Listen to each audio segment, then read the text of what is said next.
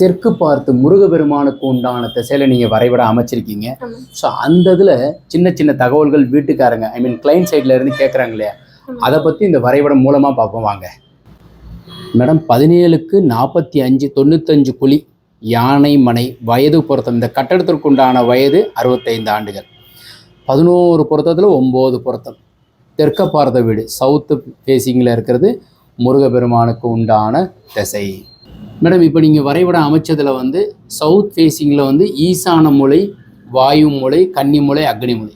ஈசான மூலையில் நீங்கள் போர்வெல் காமிச்சிருக்கீங்க, மழைநீர் சேரிப்பு, சம்பா அமைச்சிருக்கீங்க. ஓகேங்களா? அக்னி மூலைங்கிறது படி ஏறி வர்றதற்கு உண்டான அமைப்பு. மேடம் இப்போ இதில் வண்டி வாசல் நிறுத்துறதுக்கு உண்டான அமைப்பு கொடுத்துருக்கீங்க. கேட்குறாங்க. ஆக்சுவலாக தெற்க பார்த்த வீட்டிற்கு நீங்கள் அமைக்கும் போது வாயு மூலையில் இங்கே செப்டிக் டேங்க் காமிச்சிருக்கீங்க. கிளைண்ட் சைடில் நீங்கள் இங்கே இடம் விட்டுருக்கிற மாதிரி அமைப்பிலேயே செயல்பட சொல்லுங்கள். எக்காரணத்து கொண்டும் அக்னி மூலையில் இழுவையாக வேற இருக்குது, ஈசானம் குறைஞ்சிருக்கு, அதுலேயே நம்ம தாம்பர கம்பி இங்கே பதிக்கிறோம். அதில் கொண்டு போய் முன்னே நீங்கள் செப்டிக் டேங்க் அமைக்கிறது சஜஸ்ட் பண்ண வேண்டாம். அப்புறம் கன்னி மூலையில் நீங்கள் மேலே போட்டிருக்கிறீங்க வாட்டர் டேங்க். ஸோ ஈசான மூலை சார்ந்து பூஜா பாருங்கள், தலைவாசலுக்கு நேராக பூஜை இருக்கிறது பலம். ஸோ ஈசானியத்தில் நீங்கள் ஜன்னல் அமைச்சிருக்கீங்க, டாய்லெட்டு என்ன இன்னொரு ஜன்னல் நீங்கள் கொடுக்க சொல்லுங்கள்.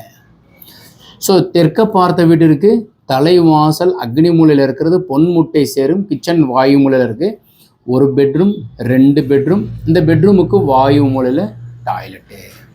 ஓகே மேடம், நீங்கள் வரைபடம் அமைக்கும் போது இதெல்லாம் கவனத்தில் கொண்டு செயல்படுங்க. தேங்க்யூ.